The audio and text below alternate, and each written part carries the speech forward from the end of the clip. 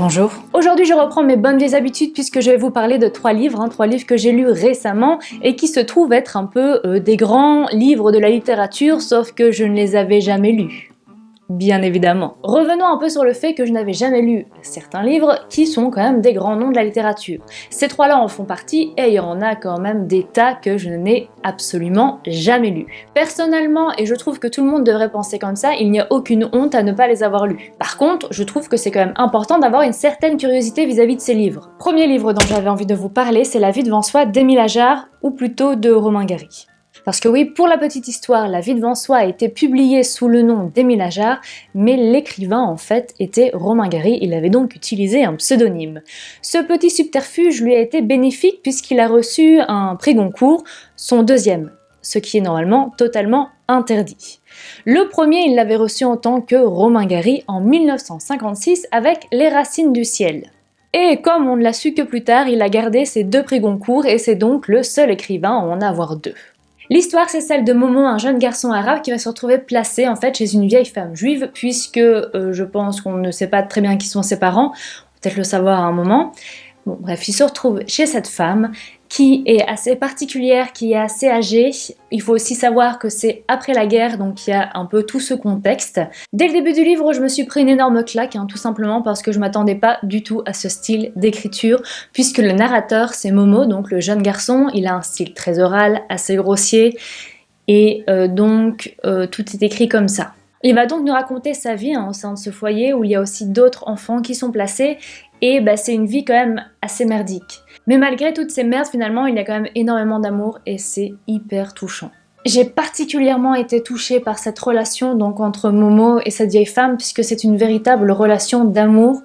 Même si finalement beaucoup de choses les opposent, même si elle n'est pas forcément toujours tendre avec lui, c'est vraiment très touchant parce que lui finalement n'a plus qu'elle. Et jusqu'à la fin, il va être avec elle. On sent aussi l'intelligence de ce jeune garçon qui va réussir à analyser un peu tout ce qui lui arrive, tout ce qui arrive dans ce foyer. Et ce personnage est extrêmement attachant. Deuxième livre dont j'avais envie de vous parler, c'est L'Attrape-Cœur de Salinger. Évidemment, j'avais entendu parler de ce livre depuis des années, mais justement dans le troisième livre, dont je vais vous parler après, on parle de ce livre et ça m'avait donné encore plus envie de le lire. Ça tombe bien puisque il y a peu de temps, je suis allée sur une brocante et que ce livre était là. J'étais avec une amie, elle m'a dit « je te l'offre parce que je trouve ça inadmissible que tu ne l'aies jamais lu » et j'étais bien d'accord avec elle.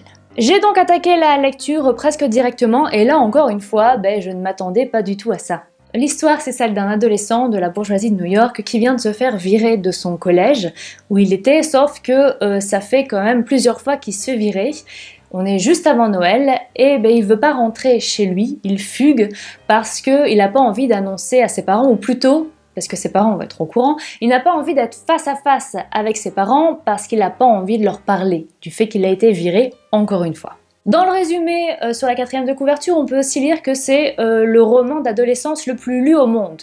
J'ai donc apparemment raté mon adolescence. En 3 jours, je peux vous dire qu'il va se passer pas mal de choses dans la vie de ce garçon. Il faut aussi voir qu'on est dans les années 50 et donc c'était toute une autre époque. Vraiment une autre époque. Ici aussi, quand j'ai commencé à lire, je me suis pris une grosse claque, puisque c'est comme dans La vie devant soi, c'est écrit par un adolescent, c'est hyper oral, c'est très grossier, et on a parfois du mal à le suivre parce que justement, il est tout le temps en digression. Je vais vous avouer par contre que j'ai quand même été un peu déçue, même si c'est extrêmement touchant, c'est extrêmement profond, parce qu'on ressent vraiment un adolescent qui est dans le mal-être, un adolescent qui est extrêmement intelligent mais qui n'arrive pas finalement à coller au moule dans lequel on veut le faire rentrer. Mais, je sais pas, j'ai pas été autant touchée que pour d'autres livres. Peut-être aussi que ça m'aurait plus parlé si justement je l'avais lu quand j'étais encore adolescente. On dit souvent que ce roman est toujours d'actualité, c'est vrai vraiment sur le fond, après évidemment sur la forme, on n'est plus dans la même époque, même si l'adolescente qui est au fond de moi a envie de vous dire que le monde est toujours aussi merdique. Si vous êtes donc un adolescent, je vous conseille de le lire. Ça peut peut-être pas vous redonner le moral, mais ça peut vous faire réfléchir. Dernier livre dont j'avais envie de vous parler, c'est Neverwhere de Neil Gaiman. Oui, je sais, mon accent anglais est toujours aussi fantastique. J'ai reçu ce livre via La Cube, qui est une box littéraire que je reçois chaque mois. et que je paie bien évidemment pour recevoir chaque mois, je donne mes envies de lecture, un libraire me choisit un livre et après moi je dis si je le veux ou pas. Là j'avais demandé vraiment un livre de science-fiction parce que ce n'est pas un genre que j'aime de base et j'avais vraiment envie d'aimer. C'est très bizarre, oui je sais, mais comme je suis une personne très curieuse, même si je n'aime pas un style littéraire, j'ai envie qu'on me donne un très bon livre dans ce style-là pour me prouver que finalement ce style n'est pas si mauvais.